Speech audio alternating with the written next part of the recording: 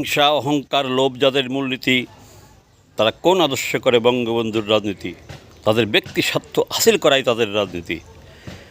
এরকম কিছু নেতা আছে, দেখবেন আপনার সাথে তারা যে কোনোভাবে অ্যাড আছে, হয় হোয়াটসঅ্যাপ হোক, ইমো হোক, কিংবা আপনার ফেসবুক হোক, তারা আপনার সাথে অ্যাড আছে, অথবা ফলোয়ার হোক, অ্যাড আছে। সে আপনার কথা খালি শুনবে। যত ভালো কথাই বলেন আপনি বলে যাবেন, সে খালি শুনবে, সে কিচ্ছু বলবে না, আপনাকে একটা লাইভ কমান্ডও করবে না, কারণ উনি হচ্ছে নেতা।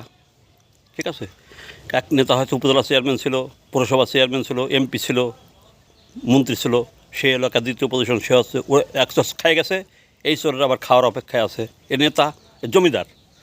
এইসব নেতাদের যাচাই বাছাই করবেন, যারা আপনার আইডিতে আছে, আপনার সাথে ফলোয়ার অথবা ফ্রেন্ড আছে, অথবা আপনার সাথে আছে, কিন্তু আপনি বলেন তারা আপনার কোনো রিপ্লাই দেয় না। যত ভালো কথাই বলেন তারা রিপ্লাই দেবে না। ঠিক আছে, তারা একটা কথা বলবে না। ইউনূসের সরকারের বিরুদ্ধে যে অন্যায়, বর্তমানে সরকারের যে অন্যায় হচ্ছে, দুর্নীতি হচ্ছে, চাঁদাবাজি হচ্ছে, তারা এর বিরুদ্ধে একটা কথা বলবে না। বলবে না কেন? কারণ সে নেতা, সে জমিদার, সে হচ্ছে দলের জমিদার, আমরা হচ্ছে চাকর। আমরা বলে যাবো, বলে আমরা জায়গায় জায়গায় আমরা সেটা ভাঙা খাবো, হুমকি ধমকি খাবো, আর তারা হচ্ছে ফল ভোগ করবে। যেন মসজিদে ফল ভোগ করেছিল, এখন আবার ফল ভোগ করবে তারা। তারা এই আশায় আছে। এদের যাচাই বাছাই করে এদের লাথি মেরে আউট করে দেন, সে যত বড় নেতাই হোক। ফেসবুক থেকে আমি শুরু করবো আজ থেকে, এদের লাথি মেরে বাইর করে দেবো।